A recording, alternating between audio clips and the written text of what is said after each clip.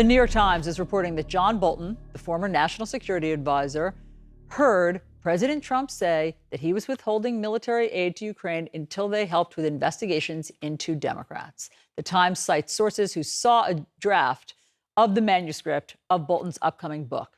Joining us now is Democratic Congressman Adam Schiff, the lead impeachment manager. Chairman Schiff, thank you very much for being here. It's an important day, obviously, for you and everyone. How do these revelations of what you've just heard from the New York Times reporting change the Senate trial? Well, I think very dramatically, but first I should say there is already direct evidence of this link between the $391 million of aid, military aid for Ukraine, and the president's demanding that these political investigations get done. Mick Mulvaney himself admitted that was the case. Gordon Sondland also already testified that he talked to the president, and while the president denied a quid pro quo during the same conversation, he said, but Zelensky has to go to the mic and essentially announce these investigations. But this would be another witness that would corroborate in very direct terms, if this report is accurate, that the president told him unequivocally he was holding up the money until Ukraine did these investigations. It completely blasts another hole in the president's defense. And I think for the senators, and I'm not just talking about the four that have been so much the focus of attention, for every senator, Democrat and Republican, I don't know how you can explain that you wanted a search for the truth in this trial and say you don't want to hear from a witness who had a direct conversation about the central allegation in the articles of impeachment. Because all of these senators on March 17th, when this book comes out, are going to be asked, if they don't support calling him as a witness, why didn't you want to hear from him when he could have given you information before you rendered your verdict? And I just would not want to be in a position of having to answer that question. Well, I mean, just to touch on what you first said, if you're saying that you already have this direct witness testimony in the form of Mick Mulvaney and Gordon Sondland, how important is John Bolton to the Senate trial now? Well, look, our view is the evidence is already overwhelming, but the president has tried, as you played, Mr. Purpura, to contest those facts. And we made this point in our pre-buttal, that is, if they seek to contest any of the allegations here, then they are making the argument for additional witnesses. They're making the argument to call the people that we want to call. And I think the president's false tweets this morning are just a further false exculpatory. He said we didn't try to get his testimony in the House when we did. He said that we claimed that they had no meeting at the United Nations when we showed video footage of them having a meeting at the United Nations.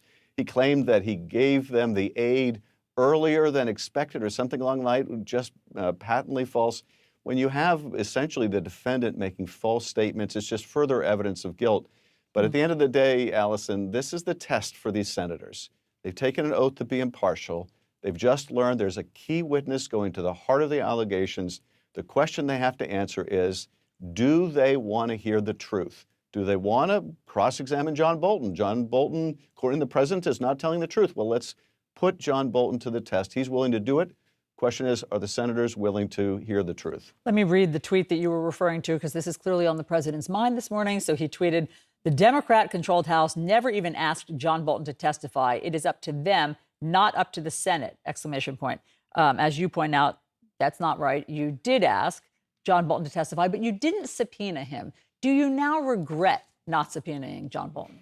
No, because we subpoenaed his deputy, and they're represented by the same lawyer, and the deputy sued us. And the counsel said, if you subpoena John Bolton, he'll sue you also. And basically, they would tie us up in court endlessly. When we did subpoena another witness, Don McGahn, we are still in court now 9 months later. So here's the situation, and this is, I think, the reason that John Bolton has offered to testify in the Senate. He's got a book coming out in March. He also does not want to be in the position of withholding this information until his book comes out. Now, that's not an excuse, frankly, for his failure to testify in the House. He should have come to the House. He should not have threatened to sue us if we subpoenaed him. There's no argument that he needed to go to court to get the court to adjudicate this when he has now acknowledged there's nothing classified in what he has to say, and he's put it all in a book. But nevertheless, he's offered to testify now. We're ready to hear his testimony. We'll be pushing again for his testimony, and I think all of the senators are now really hard-pressed to turn him away. But if the Senate, for whatever reason, decides not to hear from John Bolton, will you subpoena him to appear before your House committee? I don't want to go into any kind of a backup plan because the reality is the senators ought to hear this witness firsthand. They ought to evaluate his credibility. The president and his allies are obviously out there attacking him, saying this is not true. The question is, do we believe the president and his not under oath tweets, or are we going to believe John Bolton when he is under oath? And the senators should see that live. I think the American people should see his testimony live. What are they afraid of? Well, I think we know because they had the manuscript, and now we see why they're desperately trying to prevent him from testifying. And President Trump's claim that the only reason he doesn't want John Bolton to testify, his earlier claim, was because he's protecting the office of the presidency for future presidents. We see now just how shallow and false that pious explanation was.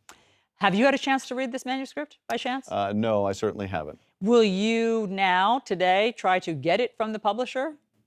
What I think is more important than the manuscript, and I don't have an answer for you to that question right now, but are John Bolton's notes. And this is another theme that we've seen throughout the trial, and that is several key witnesses, Ambassador Taylor, George Kent, and others, took detailed notes. Mr. Morrison took detailed notes.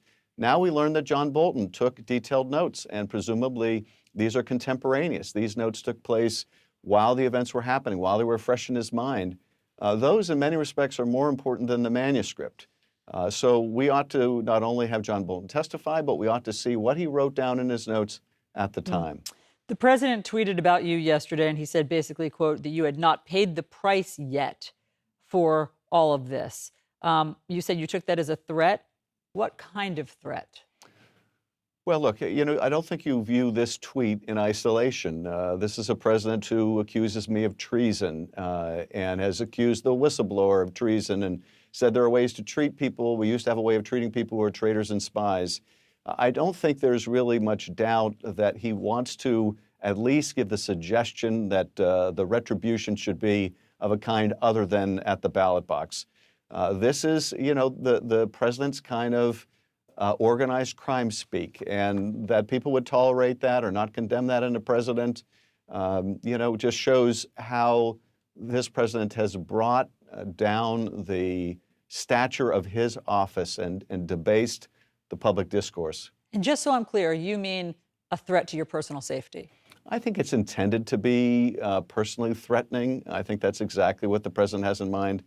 And, the fact that he would even leave it ambiguous tells you that this is a president who we know has tried to intimidate witnesses and tried to discourage other people from coming forward, like the whistleblower. So sadly, this is, part and parcel of the kind of conduct we've seen from this president. And Chairman, last, are you surprised to hear that the White House has had a copy of this manuscript since December 30th? Well, I didn't know that they had, but no, it's not at all surprising because it explains why they are so terrified of having John Bolton testify and why they have had tried to raise all these hurdles to his testimony. But now the veneer has been torn off. The American people can see the president is clearly trying to hide the truth here. The question is, will the senators participate and help the president, or will they demand to see the evidence, demand to hear the truth before they're asked to render a verdict? And I think that their oath requires them to do so. One more thing. Are you surprised to read that John Bolton, or to hear that John Bolton is reportedly writing that Secretary of State Mike Pompeo knew that Rudy Giuliani's thoughts or schemes or conspiracy theories about Marie Yovanovitch were not true? No, that's not surprising at all. In fact, that's consistent with other testimony that the Secretary of State knew that this was bogus. Everyone in the State Department knew that the smear against Ambassador Yovanovitch, which Giuliani continues to this day, and the president as well, was completely false. But the secretary wouldn't issue a statement supporting the ambassador because there was fear the president would undercut the secretary or the department with an angry tweet. And this is, sadly what this administration has become. Fear of all the people who work in the administration, a lot of people outside the administration, of being on the receiving end of one of the president's angry tweets. What I find remarkable about those tapes, those Parnas tapes that have been released in the last few days, is the President of the United States would order an ambassador fired based on the representation of nothing more than the representation of one of his donors at a dinner. And that the president would operate this way, and then make false statements about his even knowing these people, just shows what a continuing danger he poses in that office.